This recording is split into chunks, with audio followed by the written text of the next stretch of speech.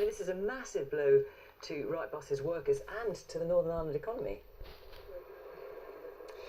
Absolutely, this is one of Northern Ireland's flagship companies, and it's a family firm that's been providing livelihoods in this area for several generations. So there was real despondency here at the factory earlier today as workers arrived to be told that as no new buyer had been found for the firm, they were to lose their jobs. But just to warn you, this report does contain some flash photography. Down tools and an exodus of workers followed this morning's announcement. Many leaving behind lifelong employment, their services no longer required. Tell us everything's okay, everything's going to be fine, or your jobs are safe, and then just bring us in and tell us there's nothing more they can do, that's it, company's closed, cease trading. What will you do now? Honestly don't know. I've worked with Wright for 30 years now. I'm ashamed to be part of it. Who's going to employ a 62-year-old man? I mean, I've nothing now. I mean, that's it. In 2012, the company was enjoying success, launching a double-decker fleet for London that became known as the Boris buses. But since then, demand for new vehicles has fallen. Changes from diesel to electric buses blamed for the downturn. Today, unions appealed to Boris Johnson to rescue the company he once championed. The British Prime Minister, who said in the last few weeks that he would do everything in his power to save a company like Wrightbus, and we're putting it to him again. Do everything in your power, invest into Wrightbus and keep it open. There's still hope a new buyer can be found. As one of Northern Ireland's biggest employers, it's estimated there'll be hundreds of other supply chain jobs affected on top of the 1,200 redundancies if the wheels of Wrightbus stop turning for good. Emma Vardy, BBC News, Ballymena. And market, and then under Chief Executive Mark Butler, great international presence. Buses were made for customers in Hong Kong and Singapore. A facility was set up in India. Just 2 years ago, the company also bought this huge manufacturing site in Ballymena. It had been vacated by JTI Gallagher's when they pulled out of the town. It was a statement of intent by Wrightbus. It said, we're growing and we're here to stay. So what's gone wrong? One of the major factors has been a collapse in demand for new buses in the UK, and that was Wright's major market. That market has been in contraction for more than 2 years. The big issue there is that many local authorities in England just don't have the budgets to sustain their current bus networks. And for all its publicity, the Boris bus did not land any export sales. Transport for London also stopped ordering it in 2016. Some questions have also been asked about the wisdom of the company making huge charitable donations to this church project. Green Pastures, which is led by Wrightbus's owner, Jeff Wright, has received around £15 million over 6 years. Though most of this money was paid at a time when the company was profitable. Tonight, the precise reasons for the company's failure may not be at the forefront of many workers' minds. Instead, they're worrying about what comes next for them and their families. Married, wife on maternity leave, 2 children. I'm a qualified coach builder. From certain time here, what else do we have? There's nothing else to go into.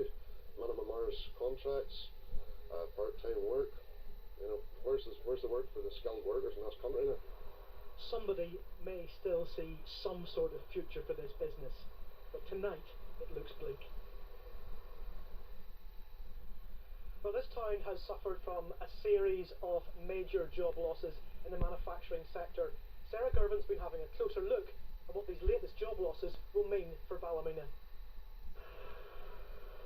Ballymena was once a bustling market town, but the years have not been kind.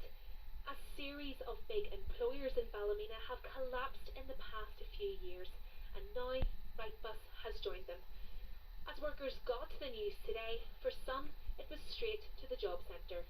We were all pulled in at 11 o'clock and it was communicated to us that the company is now in administration, and as of today the workforce is redundant. So my attitude was just, you know, it prompted me just to get straight see what the outcome is. So What happens now for you? it's one of them things. Like, I'm sure there's a lot of guys in there, the mortgages and stuff to pay, but you just you go in and you just, like I say, trust God with it and leave it in His hands and do what you can. Apply for whatever jobs are going in the job market. And For others, a fear for Ballymena's future.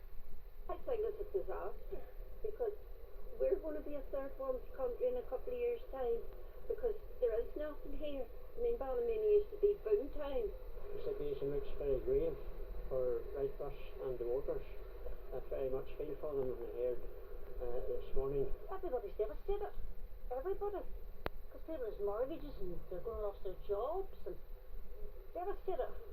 The potential loss of so many jobs would be a blow to any town, but this isn't the first time that Ballymena's been hit.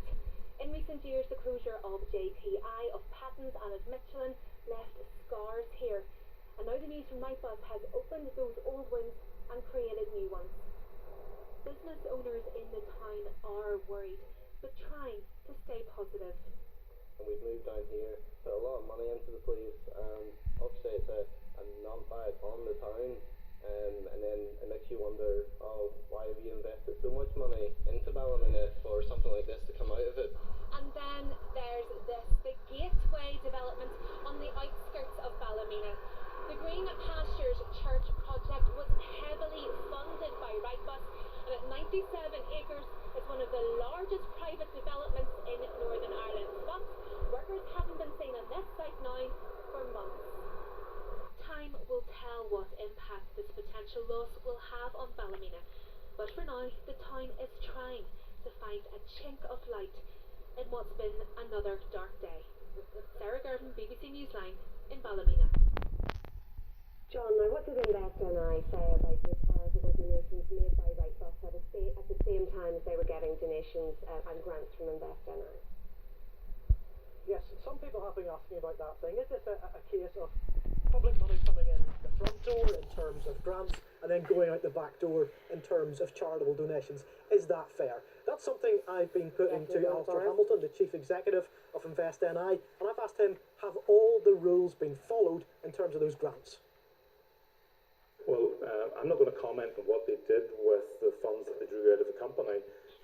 On every company, whenever we put grant assistance in, we put restrictions on the volume or value of drawings that can be made out of that company. Clearly, we can't say to a company, we're going to give you grant assistance, you can take nothing out by way of dividend. In that particular case, as in others, we have restrictions on there, and the company have delivered against those restrictions. So you're confident that basically everything, the rules were all followed basically in that case? The restrictions and the rules that we put in place in our letter of offer were followed. Clearly, if people take dividends out of a company as they're entitled to do under that position, we have no say over that, what they do with those dividends whenever they draw them out.